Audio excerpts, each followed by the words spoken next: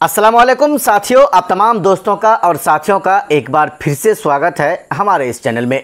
साथियों, इस वीडियो में हम आपके लिए दो बड़ी खबरें लेकर हाजिर हुए हैं।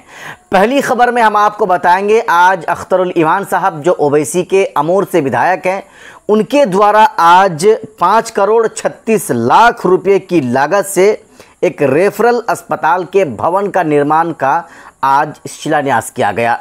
वहीं साथियों, दूसरी खबर में हम आपको बताएंगे एआईएमआईएम पार्टी के विधायक उम्मीदवार बहादुरगंज विधानसभा से तौसीफ आलम साहब के बारे में। तौसीफ आलम साहब आगामी विधानसभा चुनाव को देखते हुए ताबड़तोड़ नुक्कड़ सभाएं कर रहे हैं और हर रोज़ लोगों के साथ संपर्क बनाने की कोशिश कर रहे हैं। इन दोनों खबरों के बारे में हम पूरी जानकारी आपको इस वीडियो के अंदर देंगे, लेकिन उससे पहले हम आपसे एक छोटा सा रिक्वेस्ट करना चाहेंगे।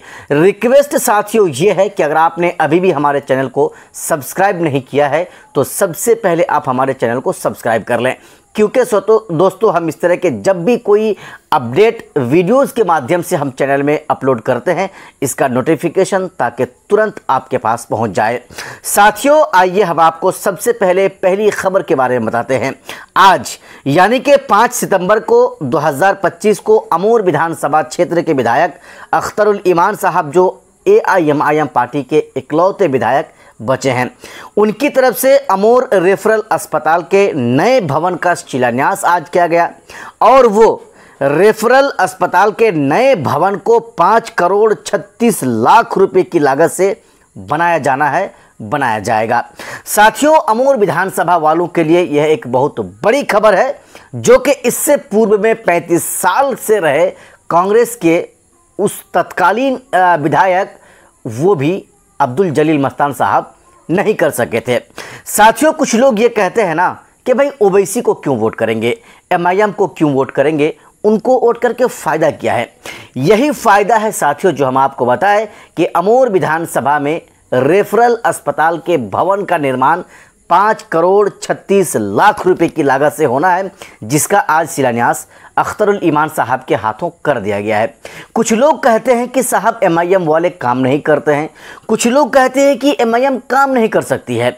ये फिर क्या है जनाब? अगर ये काम नहीं है, इतने बड़े रेफरल अस्पताल की वहाँ पर ज़रूरत थी, जिसको आज अख्तरुल ईमान साहब ने पूरा कर दिखाया है। साथियों, अब हम आपको दूसरी खबर की ओर लिए चलते हैं।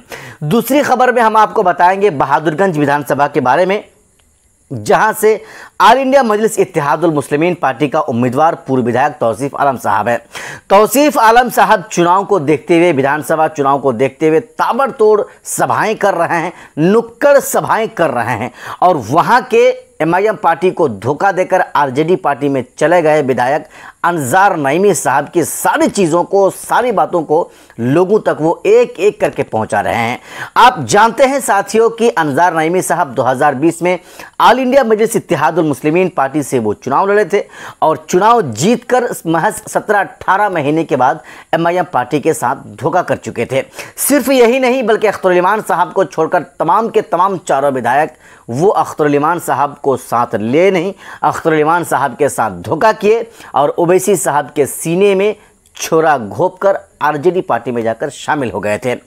उस अंजार नईमी साहब के सारी चीज़ों को लोगों तक, लोगों के सामने पहुंचा रहे हैं पूर्व विधायक तौसीफ आलम साहब। तौसीफ आलम साहब के बारे में हम आपको बता दें कि वो 1 नहीं, 2 नहीं, 3 नहीं, लगातार 4 बार के कांग्रेस पार्टी के पूर्व विधायक थे। 2020 में ओवैसी की हवा चली थी, ओवैसी का लहर चला था और फिर उस लहर में तौसीफ आलम साहब चुनाव हार गए थे और अंजार नईमी साहब जो एमआईएम पार्टी के उम्मीदवार थे, उनको 85,000 वोट मिला था और साहब चुनाव जीत गए थे। लेकिन इस बार जब वो ऑल इंडिया मजलिस इत्तेहादुल मुस्लिमीन पार्टी को धोखा देकर आरजेडी में शामिल हो गए, तो आरजेडी में चले जाने के बाद पूर्व विधायक तौसीफ आलम साहब ने अपना फैसला लिया और फैसला लिया वो कांग्रेस पार्टी को इस्तीफा दिए और एमआईएम पार्टी में शामिल हो गए। सोना का भाव होता है ना, तो हिंदुस्तान का डॉलर के हिसाब से सोना का रेट बैठता है, ठीक उसी तरह से बजट के हिसाब से आपको खर्चा किया जाता है। मेरा कहने का मतलब है, मैं ज्यादा तो नहीं बोलूंगा, इतना जरूर बोलूंगा कि आपको जो आदमी ने ठगा है, जो आदमी ठगने का काम किया है आप लोगों को, उस आदमी को आप लोग सबक सिखा दीजिए, समय आ गया है। और रहा सवाल तौसीफ आलम का, तो आप तौसीफ आलम को जानते हैं। 12 बजे रात में अगर कहीं कोई घटना होता था तो आप फोन करते थे और हम वहां पहुंच जाते थे, चाहे वो कोई मामला हो। आप समझ सकते हैं कि हम कोई भी लाश कब्रिस्तान से निकलने के लिए नहीं दिए हैं, आप लोग जानते हैं। और अभी तो कोबर से भी लाश निकलवा जाता है, और मेरे वक्त में पोस्टमार्टम नहीं होता था। चाहे कोई भी मामला हो, हम लोग बैठ के हल कर लेते थे। चाहे वो पानी में डूब के मरता था, या कोई फांसी लेके मरता था, या कोई घटना एक्सीडेंट हो जाता था, तो हम लोग अपना आपस में मिला करके हम लोग मिट्टी दिलवाने का काम करते थे। लेकिन अभी का डेट में पोस्टमार्टम भी होता है, और गलती से कोई अगर दफना दिया तो कठलबाड़ी से लाश निकला, अलताबाड़ी से लाश निकला, सुखानी से लाश निकला कि नहीं निकला, जानते हैं कि नहीं आप लोग। तो उसी तरह से आज आप बलोक चले जाइए, बलोक में एक निवासी बनाने के लिए चले जाइए आप। क्या निवासी बना? निवासी बनता है बगैर पैसा से, निवासी नहीं बनता है। पदाधिकारी को यह कहने का औकात नहीं है, ये थाना प्रभारी मेरा जनता का सुनो, ये फलाना केस झूठा मामला हो गया है, इस पर एफआईआर झूठा हुआ, इसको साफ करो। ये औकात नहीं है आपका एमएलए को। ये भी औकात नहीं है कि ए सीओ तुम इसका निवासी क्यों नहीं बनाते हो, जवाब दो। अरे जनता चुना है हमको, जनता चुना है, तो जनता का अगर काम नहीं करेंगे तो हमको इस पोस्ट में रहने का कोई अधिकार नहीं है, तब तो हमको इस्तीफा दे देना चाहिए। आप थाना चले जाइए, बगैर पैसा का एफआईआर नहीं होता है। आप मोटरसाइकिल रसीद करने के लिए चले जाइए, 3000 से लेकर 6000 केवला बना हुआ है, जब तक आप नहीं देंगे आपका रजिस्ट्री मोटरसाइकिल रसीद नहीं होता है। आप चले जाइए रजिस्ट्री ऑफिस, रजिस्ट्री करने के लिए एक केवला में 3000 बना हुआ है, अगर आप पैसा देंगे तो ठीक है, नहीं तो इंक्वायरी में भेज देगा। तो आप ये सोचते होंगे कि प्रशासन भ्रष्टाचारी में लिप्त है। आज पूरा प्रशासन नंगा नाच कर रहा है, लेकिन कोई भी आपका जनप्रतिनिधि में ये हिम्मत नहीं है कि थाना प्रभारी मेरा जनता के साथ ऐसा क्यों कर रहे हो, ए सीओ मेरा जनता के साथ ऐसा क्यों कर रहे हो, ए बीडीओ मेरा जनता के साथ ऐसा क्यों कर रहे हो, बोलने का क्षमता नहीं है। आप एमएलए किसी को भी बना दीजिए, अब बिहारी सिंह भी बन गया था, वो भी रोड और पुल बनना रहा था, इससे काम चलने वाला नहीं है। अरे ये होना चाहिए कि कोई भी पदाधिकारी के पास गए, आपका काम नहीं हुआ तो वहां डर दिखाते थे कि एमएलए तौसीफ आलम से पास चले जाएंगे, तो उसको हिम्मत ना हो कि आपका काम ना हो। नाम से काम होना चाहिए, तभी आपका विकास हो सकता है, नहीं तो विकास नहीं होगा। हमने हजारों केस होने नहीं दिए हैं, क्योंकि जब पोस्टमार्टम होता है तो सबसे पहले नंगा किया जाता है। जिस तरह से अपना मां बान, उस तरह से दूसरे का मां बान। हमने इसलिए रोका था कि किसी का पोस्टमार्टम हम नहीं करने देंगे। क्यों? इसलिए कि सबसे पहले नंगा किया जाता है। ये हमको बर्दाश्त नहीं होगा, पावर में रहे या ना रहे, लेकिन इस चीज को हम बर्दाश्त नहीं कर पाए। अभी जो इंदिरा आवास आपको मिलता है 1,20,000, उसमें सारा रेट रहता है। बालू का रेट अलग, ईटा का रेट अलग, लोहा का, लेबर का, सारा चीज का अलग अलग रेट रहता है। तो ईटा का रेट, सरकारी रेट हम बता रहे हैं आपको, सरकारी रेट 5715 रुपया रेट है, यानी 5715 के हिसाब से आपको इंदिरा आवास दिया जा रहा है।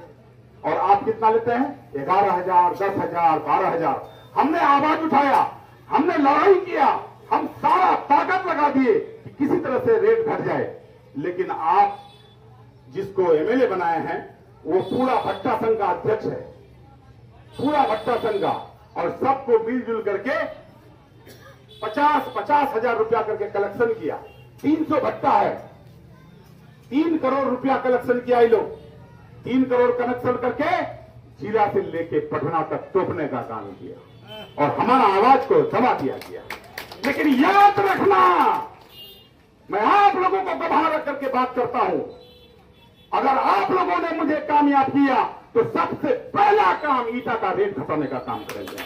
याद रखना, जितना एक हो जाओ, अरे कितना खर्चा करोगे, मेरा जनता पैसा से नहीं खरीदा जाएगा इंशाअल्लाह। पैसा ले लेना भाई, भाई पैसा ले लेना लेकिन जमीर का सौदा मत करना। छाता भी ले लेना, 500 रुपया भी ले लेना, बिरयानी भी ले लेना, लेकिन जमीर का सौदा मत करना। आप लोगों को भेज दिया है ले जाकर के, इसीलिए अगर कोई बांटता है तो किसी को मना भी नहीं करना है, उसको लेने दीजिए, लेकिन जमीर का सौदा मत करना यार। और मैं यही कहा करके रुख होना चाहता हूं, उससे पहले एक बात कहना चाहूंगा कि आपने मुझे 4 बार जिताया है। इस 4 टर्म में अगर हमसे कोई गलती हुआ है तो मैं आप लोगों से माफी मांगने के लिए आया हूं। मैं आप लोगों से माफी मांगने के लिए आया हूं। अगर इस 4 टर्म में हमसे कोई गलती हुआ है तो आप लोग हमको माफ कर देंगे, और जो आप लोगों से गद्दारी किया है उसको जरूर सबक सिखाइएगा, नहीं तो अल्लाह ताला के यहां आपका भी पूछोगा कि ईमानदारों को तुमने नेगलेक्ट किया और पैवानों को फिर से बनाने का काम किया। ये आप नहीं भूलेंगे।